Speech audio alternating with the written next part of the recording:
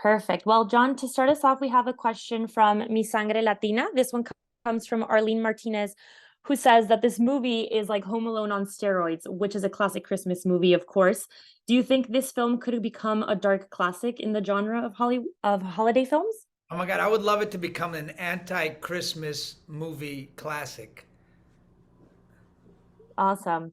And the next one comes from Entertainment Affair. Dulce Osuna asks, if there were any certain villain characters that you studied or that inspired you to interpret Scrooge, in particular, if there were any Latino villain characters that perhaps inspired you to play the character. Well, your movie's only as good as your villain. So it's a lot of responsibility on the actor, but it's the most coveted role by actors, by Hollywood actors. I mean, the greatest actors have always played the best villains because you get to rant and tantrum and rage, and everybody thinks you're acting, but you're just being yourself. But you have an excuse to channel all that angst to the movie. Um, it's tricky playing, especially in this movie, because the tone is so odd. It's so unique because this movie's so crazy. To be able to be in a comic movie, an action flick, and I wanted to be funny too. I couldn't be clownish. You had to be witty, right? Because the villain has to be really smart. And then I couldn't drop the tension. I always had to keep the danger. I didn't need the audience to like me, but I needed them to respect me. That way, the movie really hits hard at the end. Mm-hmm. Thank you. This next question comes from LRM Online from Nancy Tapia. She says action scenes are challenging, of course, but how much more are they when snow is added into the mix? Well, the snow was difficult because we were sliding everywhere, so they'd have to put like sand to make sure that we didn't slip and slide. But it was the cold that was brutal. I mean, Winnipeg is rough, man. I mean, there were days that it was minus 35 degrees below zero, and we could only work 15 minutes at a time, so nobody would get frostbite because it's a real danger. So that made it really extra difficult. Plus, the fact that David Leitch is one of the greatest stunt coordinators of all time. He created the action for Matrix 300. He directed John Wick 1. That's how we met each other, and he asked me to be in this movie. And so the action was tough. And then David Harbour is 6'5", gained 300 pounds for Santa. I'm just under 6 feet, well, a lot. And so I asked the stunt coordinator, Jojo Usebi, one of the great stunt coordinator trainers, and I said, please make me better than David, because David's going to kill me. So he would train me extra on the weekends when David was busy. Oh my gosh, hilarious. Thank you. This next one comes from Cine Movie TV from Lupe Haas. She says, your character mistreats National Treasure Beverly D'Angelo. Was that awkward? It's so true. I mean, that scene was crazy. I mean, all those scenes. I mean, I'm a disgruntled employee of this horrible rich family that does criminal activities around the world, and they kind of deserve it. But at the same time, Beverly D'Angelo is a national treasure. So I was trying to be very aggressive, and she'd go, "Be aggressive. Don't be afraid of me." So which made me more afraid. Uh, but yeah, I had to throw her on a couch without hurting her. I had to punch at her, and without it, it was all very, I was being very careful with her. Great. This next question comes from Jana on camera. Jana Nagese. She asks, between the menu and Violent Night, what a year for you. Her question is, how do you go from a kind of dramatic character on the menu to the perfect comedic timing on Violent Night? Well, luckily they're both in the comic area. I mean, they both have comical elements to them, and they're both black comedies. It's interesting that they're both black comedies. And they're both about privilege, which is really interesting. That's the tone uh, in the movies that they're writing, because we do have all these billionaires now who are trying to take over our social media, our government, and corporations that don't care about the environment. I mean, we are in a time where the middle class is disappearing. So I think these movies speak to that materialism, that privilege, those people wanting to keep us out. So there is that little bit of angst. I mean, I got to say, Violent Night was harder for me because the responsibility of keeping the danger was all mine, maybe Tommy's as well. So that was hard. I mean, I was exhausted at the end of the day of Violent Night because I had to maintain that rage and channel stuff that that isn't always easy to bring up. Mhm. The next question comes from Teresa Garza from Checa la Movie. She asks, "What has been your most magical Christmas?" my, my most magical Christmas. Well, I've had some great ones, I got to say, because I love Christmas. It's a chance for me when I can see my whole family, my cousins, my aunt, my uncles, and uh, I think last Christmas was pretty beautiful. I think we meet at my cousin's house and we all bring a potluck. Everybody brings Latin food. We bring pasteles, coquito, arroz con gandules, pernil, tamales. We bring it all and we dance, for hours, parranda y rumba, merengue, cumbias, bachata, salsa, reggaeton, a little hip hop. And, we dance as a family. It's one of my favorite times of the year. Amazing. The next question comes from Nassim Williams from that hashtag show, and he asks, "What were your first thoughts when you read this action Christmas movie, and what made you want to be a part of it?" Well, I read a lot of scripts, and I got to say, a lot of it is garbage. And this was a page turner. And I knew I was onto something good. And I was laughing out loud. My wife was like, "What's going on? Who are you talking to?" I go, "No, I'm just reading the script." And it was like, "Please leave me alone." Because I'm like, I got to finish to the end. I want to see what happens to this family. So I knew right then and there that this was unique. Because, Hollywood's just making too many remakes and too much. They're so afraid of writing original stuff. And this was so brave, man, and so crazy and so outside the box that I knew I wanted to be a part of it. Amazing. And we do have a few questions in Spanish that we'll get to, but before we do, wanted to go back to a few questions that some of the reporters here have. One of them being, you accomplished so many of your dreams, and you've carefully chosen your characters and always stayed true to your beliefs and yourself. Is there anything else on your bucket list that you still feel the need to fulfill?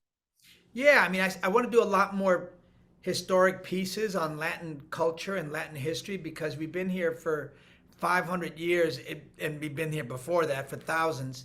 So there's so many great stories to be told, and Hollywood's so afraid of period pieces, especially Latin history pieces. But I hope that Hollywood grows up and realizes what a rich culture we have to offer Hollywood entertainment. Wonderful. The next one is, during your fireplace monologue, you rant about the haves and have-nots. Did you improvise at all there, or did you work with the director on that scene and other scenes? It seems like you have some one-liners that come across so naturally, you might have just improvised.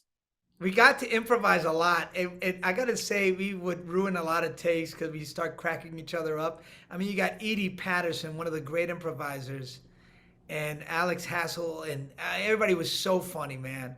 And I would have my own singers. And the great thing was when we would get Tommy Wirkola, who was at the Video Village, and he would start laughing out loud and ruin a take. That was chef's kiss. And to get a little personal before the ones in Spanish, you've recently spoken out on a letter to Hollywood, and have always fought for diversity and to be represented in Hollywood.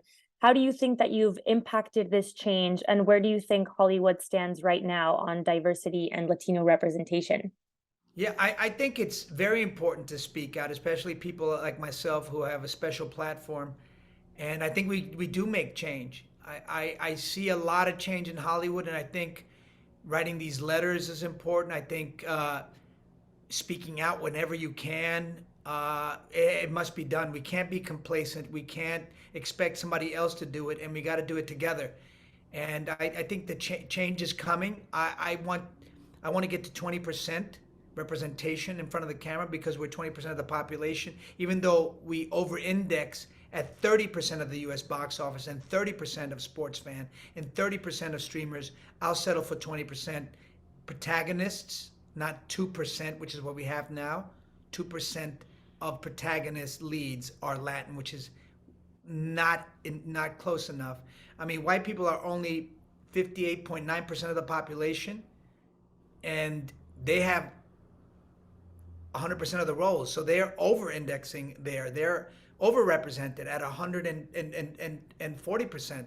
So that's not okay. But I'll settle for 20%. Amazing. I see a lot of applauses happening there. So thank you for that honest answer. We're going to move on to one last question in English before we transition over to Spanish. And that one is about David Harbour. What was it like seeing him dressed as Santa Claus for the first time? Well, Santa. Well, yeah, I can't even name him by his name because I thought he was real Santa. He was so in character all the time. He gained 300 pounds, and I don't know. I think he's one of the best working actors right now in Hollywood. I think he brings such depth, humor. He's so natural. It's incredible. I mean, I don't know. Sometimes I thought I was acting with Santa. It was that easy, you know what I mean? And it's like when you work with an actor of that caliber, man, big scenes like the big scene we have together is so easy. It's like playing against Nadal versus Federer, you know, the ball just goes it just goes so easy, man. It's effortless and a joy to work with. Perfect. And on to some questions in Spanish. Esta viene de Mavi Gangui de Cultirizando y pregunta, ¿quién crees que va a disfrutar más esta película? ¿Los amantes de la acción o los amantes de la Navidad?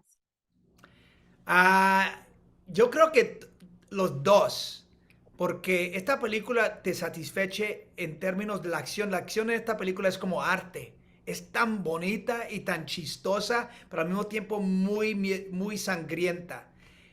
Y a la gente que quiera algo más cariñoso, algo más emocional, esta película de verdad a mí me hizo llorar. Es posible porque soy hijo de padres divorciados que me pegó un poquito más duro, pero yo creo que a todos le va a pegar un poquito duro. Gracias.